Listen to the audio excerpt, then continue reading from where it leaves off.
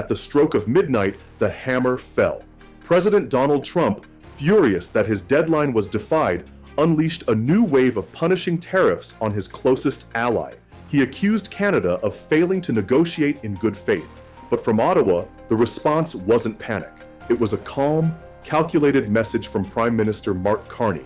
Canada will not be rushed into a bad deal. The world watched, expecting Canada to fold. It didn't. How did a nation so dependent on its southern neighbor find the courage and the strategy to call the president's bluff? The US-Canada relationship has long been the global standard for economic integration. It's a partnership built on more than just proximity. It's forged in steel, powered by shared energy grids, and assembled on continental factory floors. With nearly 3/4 of all Canadian exports destined for the United States, and Canada serving as the top market for most US states, their economies aren't just linked, they are fused. From energy to agriculture to manufacturing, this $760 billion a year relationship formed the stable bedrock of North American prosperity.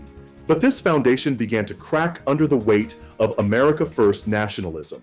The Trump administration viewed the long-standing trade balance, where the US ran a $62 billion deficit with Canada, not as a feature of a complex partnership, but as a sign of American weakness. The grueling renegotiation of NAFTA into the USMCA was supposed to settle the score.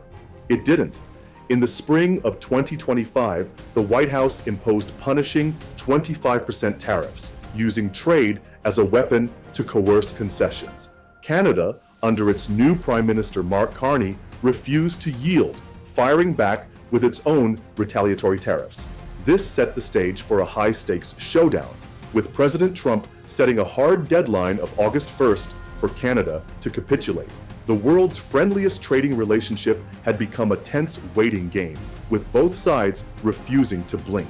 As the clock struck midnight on August 1st, President Trump's patience ran out. With no last-minute deal in hand, he made good on his threat, signing an executive order to escalate the economic war on Canada. The tariffs on non-USMCA goods were immediately hiked from 25% to a crippling 35%. But the order contained an even more punitive measure, a draconian 40% surcharge on any goods suspected of being transshipped, rerouted through a third country to dodge the new levies. This wasn't just a tariff hike, it was an attempt to build a financial wall around Canada. The official justification from the White House was a cocktail of frustration and accusation. They blamed the collapse of negotiations squarely on Canada, while also publicly citing Ottawa's alleged failure to curb the flow of fentanyl into the United States, a stunning and inflammatory claim that broadened the dispute far beyond trade. The strategy, known as brinkmanship, was clear: to create such overwhelming economic and political pressure that Canada would have no choice but to rush back to the table and accept a deal on American terms. The deadline was a manufactured crisis designed to force a quick concession. To amplify the pressure, the White House deliberately singled Canada out. In a move that underscored the tactical nature of the attack, Mexico was granted a temporary 90-day extension after a last-minute phone call between President Trump and President Claudia Sheinbaum. Canada received no such reprieve. The message was unmistakable: cooperate and be rewarded, defy and be punished. Washington was attempting to isolate Ottawa, betting that the pain of the new tariffs, combined with the humiliation of being ostracized, would be too much for the new Canadian government to bear. It was a raw display of power politics, intended to prove that in any dispute, the White House dictates the timeline and the terms. But in Ottawa, there was no panic. The response from Prime Minister Mark Carney's government was a masterclass in economic pushback, a calm and calculated defiance built on 3 strategic walls of defense. First, Carney publicly reframed the entire narrative. He called Trump's decision disappointing but not devastating. He then delivered the line that would define Canada's stance: "We will not accept a bad deal simply to meet a deadline." This masterful piece of political communication transformed Canada from a victim of American aggression into a principled actor defending its long-term sovereign interests. It signaled to both domestic and international audiences that Canada was playing the long game. Second, Canada unsheathed its legal shield, the USMCA trade agreement itself. While the 35% tariffs were painful, they only applied to goods outside the core protections of the pact. For the vast majority of integrated trade, the rules still held. Carney's government immediately signaled its intent to challenge the new tariffs under Chapter 31 of the agreement, its dispute resolution mechanism. This was a crucial move. It bogged the U.S. down in a formal legal process of consultations and review panels, turning a street fight into a courtroom battle and raising the political cost for Washington. Third, Carney revealed a unified national front. Far from being intimidated, provincial leaders hardened their own positions. Ontario Premier Doug Ford, a powerful conservative voice, publicly called for Canada to hit back even harder, demanding retaliatory tariffs of up to 50% on American steel and aluminum. This domestic pressure gave Carney more, not less, leverage, demonstrating to Washington that the entire country was aligned behind a tough stance. This was reinforced by polling from the Angus Reid Institute, which showed overwhelming public support for holding firm even if it meant short-term economic pain. Finally, Canada began to subtly deploy its most powerful long-term weapon, its status as a stable and essential source of the resources America needs for the future. With a $4 billion Canadian critical mineral strategy already in motion, Canada is positioning itself as the key to secure North American supply chains for everything from EV batteries to semiconductors. Carney's government was sending a quiet but unmistakable message. If the US wants guaranteed access to the nickel, cobalt, and lithium required to win the 21st century tech race, it must treat its most reliable partner with respect by refusing to be isolated and immediately sending ministers to Mexico City to coordinate strategy. Canada showed it would not be played. It had called Trump's bluff.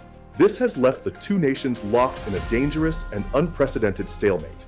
President Trump, having played his strongest card, cannot easily retreat without looking weak and having his brinkmanship strategy exposed as a failure. He is committed to a path of escalation. Prime Minister Carney, having successfully weathered the storm and built a robust defense, cannot now give in without betraying the national unity he has so carefully cultivated. He is committed to a path of strategic patience. The talks scheduled for the coming days are now freighted with immense significance. The core of the conflict is a clash of styles and strategies.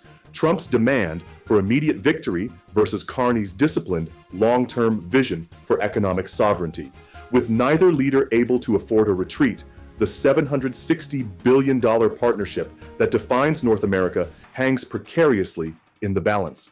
While Prime Minister Carney's stand has been hailed as a strategic success in Ottawa, the economic friction is being felt on factory floors across the country.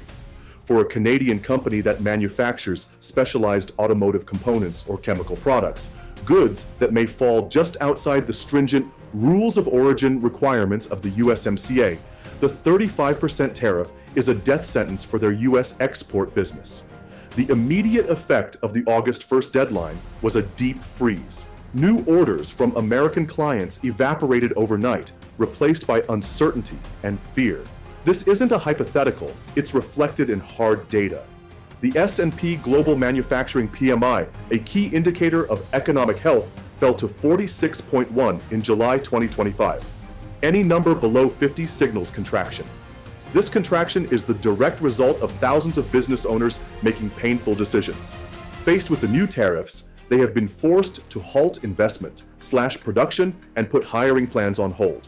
They are burning through inventory they can no longer sell and trying to figure out if their business model is even viable anymore.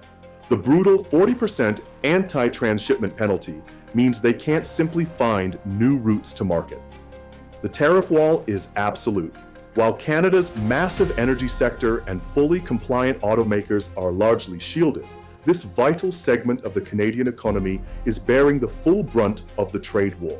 They are the frontline soldiers in Carney's battle of wills, paying the immediate price for a strategy aimed at securing Canada's long-term economic sovereignty. But this economic pain is not a one-way street. The tariffs designed to cripple Canadian exporters are boomeranging back, creating significant costs and disruptions for American industry. For a U.S. construction firm building a new office tower or a subdivision, Canadian steel and aluminum are essential inputs. While some of these materials are protected by the USMCA, many specialized products are not. Suddenly, the cost of these key materials has skyrocketed by 35%. The firm is now trapped. It can either absorb the massive cost increase, destroying its profit margin, or pass it on to the final buyer, further fueling the inflation that the White House has struggled to control. It's a lose-lose scenario. The blowback extends to America's most critical sector, energy. While tariffs on Canadian energy are lower, the general instability of the trade relationship poses a significant risk. The United States relies on Canada for nearly 90% of its energy imports. It is an absolutely essential and irreplaceable partner. The aggressive tariff strategy threatens the stability of this supply, creating uncertainty for American utilities and businesses. President Trump's attempt to punish Canada has put American construction, manufacturing, and energy security at risk. It's a stark economic lesson. When your economies are as deeply intertwined as two threads in a single rope, you can't set fire to one end without getting burned yourself. A presidential ultimatum designed to force a swift surrender has been met with a masterclass in strategic defiance.